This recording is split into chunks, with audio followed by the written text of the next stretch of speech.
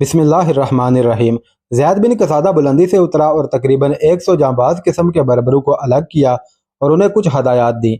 उनके मुताबिक ये जांबाज उस रास्ते पर वापस चले गए जिस रास्ते से वो यहाँ तक पहुँचे थे। कुछ दूर जाकर वो एक तरफ को मुड़ गए और ऊंची नीची टिकरियों की ओट में नजरों से ओझल हो गए। जनरल थियोडोमीर ने मुसलमानों से एक लड़ाई लड़ी हुई थी। तारक बिन ज़ियाद की जिस चाल ने उसकी फौज को बेतरतीब और मुंतशिर करके मारा था, वो चाल उसके सीने पर लिखी हुई थी। उसने अपने जूनियर कमांडरों को सख्ती से बता दिया था कि मुसलमान हमला करके पीछे हटने लगें तो उनके ताक़ुब में ना जाएं, बल्कि और पीछे हट जाएं। ऐसी ही कुछ और हदायत थीं जो उसने अपने कमांडरों को और अपनी फौज को भी दी। इधर सलार ज़ैद बिन कसादा अपने लश्कर से ये कह रहा था कि वो ये जाहिर ना होने दें कि वो थके हुए हैं। उसने ये भी कहा कि दुश्मन की इस फौज में तकरीबन आधे वो सिपाही हैं जो दूसरी जंगों से शिकस्त खाकर और भाग कर यहाँ पहुँचे हैं।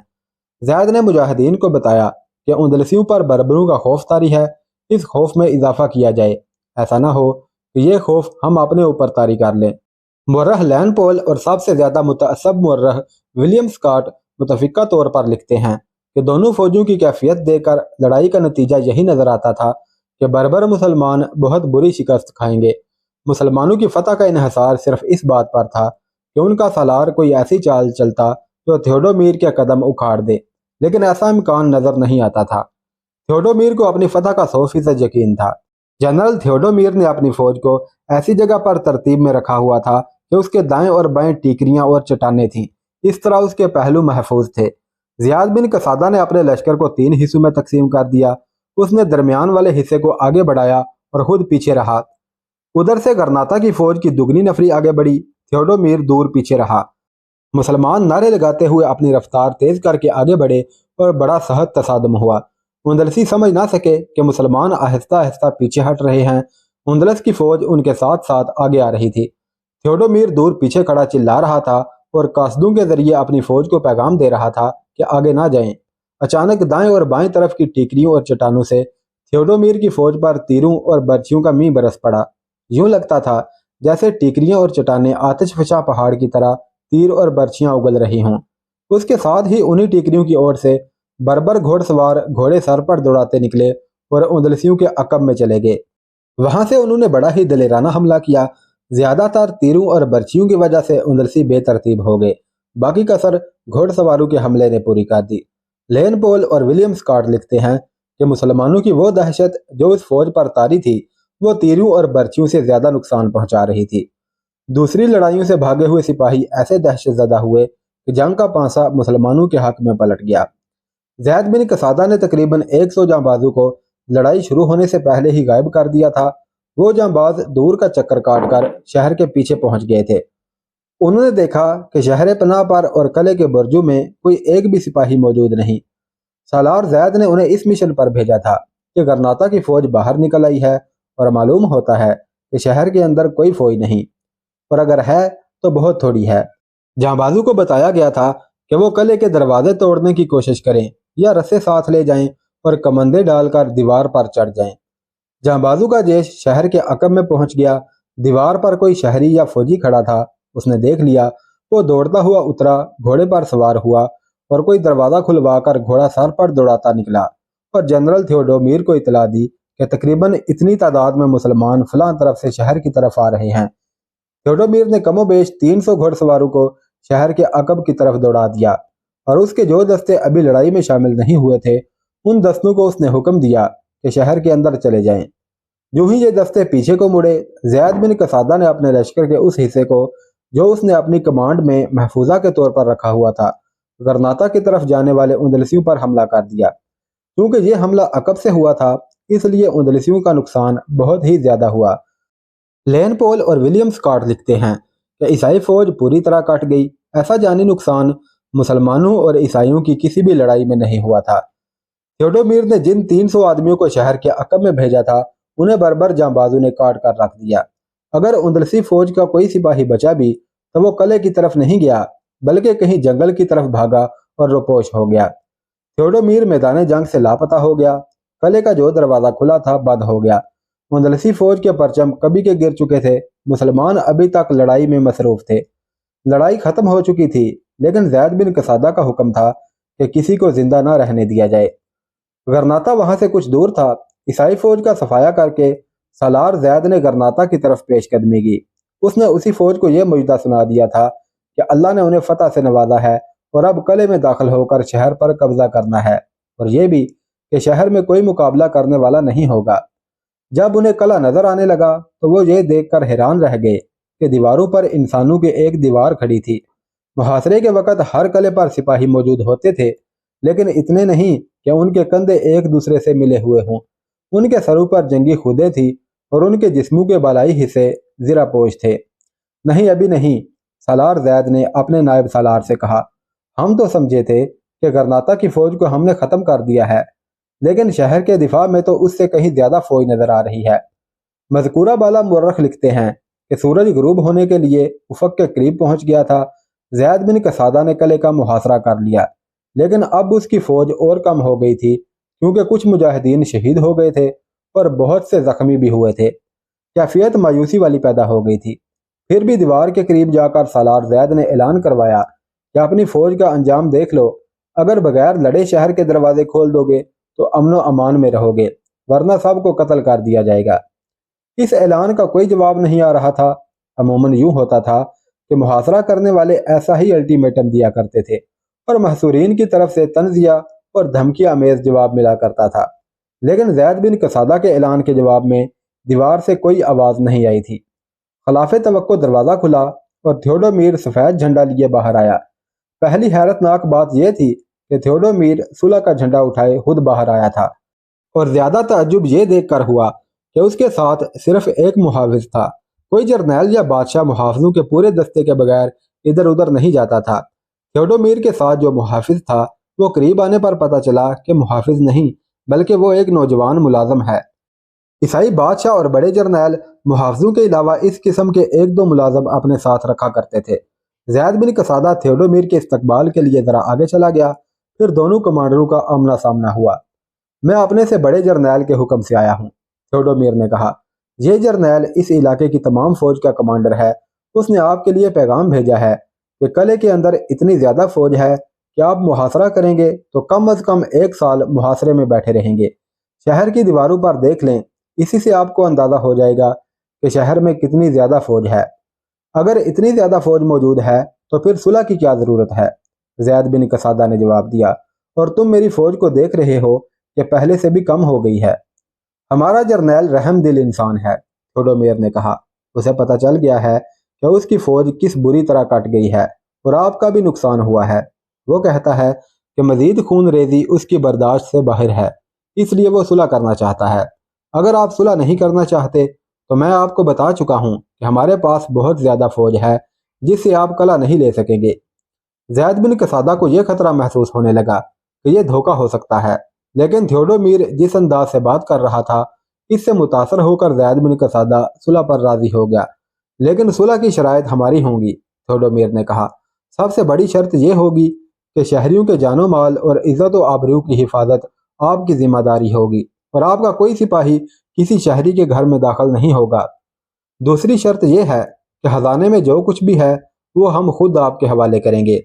और तीसरी शर्त यह है कि मुझे आप जंगी कैदी नहीं बनाएंगे, बल्कि मैं किले में रहूंगा और मैं आपकी तरफ से इस सूबे का गवर्नर रहूंगा। मैं आपकी इताअत कबूल करता हूँ और आपके हकाम का पाबंद और आपका वफादार रहूंगा। सुलह की यह शराइत तहरीर की गई और ज़ैद बिन कसादा ने उस दस्तावेज पर अपने दस्तखत करके अपनी मोहर भी लगा दी। अलल सुबह आपको शहर के दरवाजे खुले हुए मिलेंगे, थियोडोमीर ने कहा और चला गया। इब्ने कसादा, सालार ज़ैद के एक नायब सालार ने उसे गुस्सीली आवाज़ में कहा, तुमने अपनी और हम सब की मौत के परवाने पर अपनी मोहर लगा दी है। हाँ इब्ने कसादा, एक और ओहदेदार ने कहा, मालूम होता है तुम बहुत ज़्यादा थक गए हो, इसलिए तुम्हारा दिमाग काम नहीं कर रहा। मुझे अपने अल्लाह पर भरोसा है, ज़ैद बिन कसादा ने कहा। तुम्हें यह खतरा नजर आ रहा है कि थियोडोमीर हमें अपने फंदे में ले जा रहा है और हम अंदर जाएंगे तो शहर की फौज और तमाम शहरी हम पर टूट पड़ेंगे और हमारा नामो निशान मिटा देंगे। हाँ, ओहदेदार ने कहा, यही होगा। तुम में अकल की कमी है, सालार ज़ैद ने कहा। कोई किलेदार दुश्मन के चंद आदमियों को भी किले में दाखिल नहीं होने देता। हमारी तो फौज है जिसके लिए वो सुबह दरवाजे खोल रहे हैं। उन्हें मालूम है और ये देख चुके हैं कि बर्बर मुसलमान कम तादाद में हों तो भी उन पर काबू नहीं पाया जा सकता। रात इज़्तिराब में गुजर रही थी। इर्द गिर्द लाशें बिखरी हुई थीं। जख्मियों की करबनाक आहोजारी सुनाई दे रही थी। मुसलमान उंदलस के मरे हुए फौजियों के हथियार इकट्ठे कर रहे थे और उनकी जामे तलाशी ले रहे थे। गीदड़, भेड़िए और ऊद बलाव वगैरह भी पहुंच गए थे। ज़ैद बिन कसादा रात भर ना सो सका। उसकी और बर्बरों की परेशानी बिल्कुल कुदरती थी कि उन्हें किसी फंदे में फांसने की तरकीब की जा रही है। ज़ैद ने अपने ओहदेदारों से कह दिया था कि वो रात को बेदार और चौकस रहें और सुबह किले में दाखिल होते वक्त आंखें घुमा घुमा कर हर तरफ देखते रहें। रात गुजर गई। एक मुजाहिद ने अजान दी। लश्कर ने ज़ैद बिन कसादा की अमामत में फजर की नमाज पढ़ी। सालार ज़ैद ने एक बार फिर अपने ओहदेदारों से कहा कि किले में दाखिल होते वक्त होशियार रहें। सुबह का उजाला सफ़ेद हुआ ही था कि किले से एक आदमी आया और सालार ज़ैद बिन कसादा से कहा कि जनरल थियोडोमीर आपका इंतज़ार कर रहा है। सालार ज़ैद ने अपने लश्कर को उसके पीछे आने को कहा। लश्कर तैयार था। प्यादे और घोड़सवार उसके पीछे चल पड़े। तवक्को थी कि गरनाता की शहर पनाह पर फौज पहले की तरह खड़ी होगी, लेकिन दीवार पर एक आदमी भी न था। थियोडोमीर किले के बड़े दरवाजे से बाहर खड़ा इंतजार कर रहा था। उसके साथ वही एक आदमी था जो पहले भी उसके साथ देखा गया। उसने ज़ैद बिन कसादा का इस्तकबाल बड़े अच्छे तरीके से किया और उसे किले के अंदर ले गया। क्या मेरी फौज भी किले में आ सकती है? सालार ज़ैद ने पूछा। हाँ, थियोडोमीर ने कहा। क्या मैंने मुआहदे में ये नहीं लिखवाया कि हम किला आपके हवाले कर रहे हैं? मुजाहिदीन का लश्कर ज़ैद बिन कसादा के इशारे पर किले में दाखिल हो गया। मुजाहिदीन को जिस तरह सालार ज़ैद ने हदायत दी थी उसके मुताबिक हर मुजाहिद चौकस और तैयार था। बर्बर हर तरफ नजरें दौड़ा रहे थे। किले में जहां तक नजर जाती थी कोई फौजी नजर नहीं आ रहा था। मकानों की छतों पर औरतें और बच्चे खड़े थे। बाहर भी औरतें, बच्चे और बूढ़े आदमी खामोश खड़े नजर आ रहे थे। इससे सालार ज़ैद का शक और पुख्ता हो गया कि यह कोई फंदा है। आपकी फौज कहाँ है? सालार ज़ैद ने पूछा। और किलेदार कहाँ है? यहाँ कोई फौज नहीं, थियोडोमीर ने जवाब दिया। यहाँ आपको फौज का एक सिपाही भी नहीं मिलेगा। यहाँ सिर्फ मैं हूँ, कोई किलादार नहीं। मैंने आपसे झूठ बोला था कि मुझसे बड़े जर्नैल ने मुझे सुलह के लिए भेजा है। मेरा हिफाजती दस्ता भी नहीं रहा। ये जो एक आदमी यहाँ नजर आता है ये मेरा ज़ाती मुलाजम है। ये वाहिद शख्स है जिसने मेरा साथ नहीं छोड़ा। मैं आपकी इस बात पर किस तरह यकीन कर लूँ? ज़ैद बिन कसादा ने कहा। फौज कोई इतनी छोटी चीज नहीं जिसे छुपाया जा सके, थियोडोमीर ने कहा। मैंने ये सारा शहर आपके हवाले कर दिया है। आपके पास फौज है, सारे शहर की तलाशी ले लें। मेरे सिवा आपको यहाँ कोई फौजी नजर नहीं आएगा। मेरी फौज आपकी फौज के हाथों कट चुकी है और कोई जिंदा बचा है तो वो भाग गया है। आप झूठ बोल रहे हैं, ज़ैद बिन कसादा ने कहा। मैं उस फौज को देखना चाहता हूँ जिसे मैंने शहर की दीवारों पर कंधे से कंधा मिलाए खड़े देखा था। थियोडोमीर हंस पड़ा और उसने औरतों, बच्चों और बूढ़ों की तरफ इशारा किया। यह है वो फौज जिसे आपने शहर पनाह पर खड़े देखा था, थियोडोमीर ने कहा। अगर आप चाहें तो मैं इस फौज को एक बार फिर शहर पनाह पर खड़ा कर सकता हूँ। मैंने आपको धोखा देकर सुलहनामे पर दस्तखत करवाए हैं। मेरे पास कोई फौज ना रही तो मैंने भागने की बजाय ये तरीका इख्तियार किया कि औरतों, कमसन लड़कों और बूढ़ों को फौजी कपड़े पहनाकर और उनके सरों पर खुदे रखकर उन्हें दीवार पर खड़ा कर दिया और आप समझे कि किले में बहुत ज्यादा फौज मौजूद है। ये धोखा देने की क्या जरूरत थी? ज़ैद बिन कसादा ने पूछा। क्या आप इन औरतों और बच्चों को हमारे हाथों मरवाना चाहते थे? अगर मैं किला सर करने का इरादा कर लेता और ये मासूम जानें हमारे तीरों से छलनी हो जाती तो मैं बाकी उम्र अल्लाह से इस गुनाह की बख्शिश मांगते गुजार देता।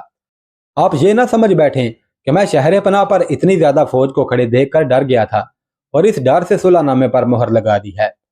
मैं जानता था, थियोडोमीर ने कहा। मैं आपको डरा नहीं रहा था। मेरा मकसद ये था कि आप किला ले लें और मजीद खून रेजी ना हो। मैं आपको यकीन दिलाता हूँ कि मैंने आपके साथ जो मुआहदा किया है यह उन फौजी मुआहदों जैसा नहीं होगा जो फौजों के दरमियान होते ही रहते हैं। मैं सच्चे दिल से आपकी अताअत कबूल कर चुका हूँ। मैं अपनी कोई फौज नहीं बनाऊंगा बल्कि मैं आपका मातहत रहूंगा। मुर्रहू ने यह वाकया बयान करके लिखा है कि ज़ैद बिन कसादा थियोडोमीर की दानिशमंदी से इतना मुतासर हुआ कि उसने अपने सिपा सालार तारक बिन ज़ियाद से पूछे बगैर थियोडोमीर को इस सूबे का गवर्नर मुकर्रर कर दिया, लेकिन उसे एक अरब हाकिम के मातहत रखा।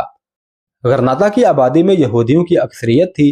क्योंकि यहूदी उंदलस के बादशाह राडरक से तंग आए हुए थे इसलिए वो मुसलमानों के वफादार हो गए। गरनाता में शहरी इंतजामात और अमूर को चलाने के लिए सालार ज़ैद ने मुसलमानों के साथ यहूदी और ईसाई भी मुकर्रर किए। मुसलमानों की ये कमजोरी थी कि उनके पास ऐसे आदमियों की कमी थी जो अमूर सुल्तनत चलाने के अहल होते। इस कमी को ईसाइयों और यहूदियों से पूरा किया गया। आगे चलकर यहूदी और ईसाई बगावतों का बायस बने और उन्होंने सुल्तनत इस्लामिया को नुकसान पहुंचाने में कोई कसर ना छोड़ी। इस दौरान जब मुगीस अल रूमी और ज़ैद बिन कसादा अपने अपने हदफ की तरफ जा रहे थे, तारक बिन ज़ियाद तलीतला की तरफ पेशकदमी कर रहा था। जूलियन और ओपास उसके साथ थे। उन्हें तारक के साथ ही होना चाहिए था, क्योंकि तलीतला उंदलस का दारुल हुकूमत था। ये बादशाहों की गद्दी थी, उसका दिफा बहुत मजबूत था। जूलियन और ओपास ने तलीतला और उसके दिफा के मुतल्लिक तारक को जो तफसीलात सुनाई थी, उनसे इस शहर की तस्वीर यूँ बनती थी कि यह शहर दरियाए टेगस के किनारे पर ही आबाद नहीं था, बल्कि ये दरिया इस शहर के इर्द गिर्द घूम कर आगे जाता था।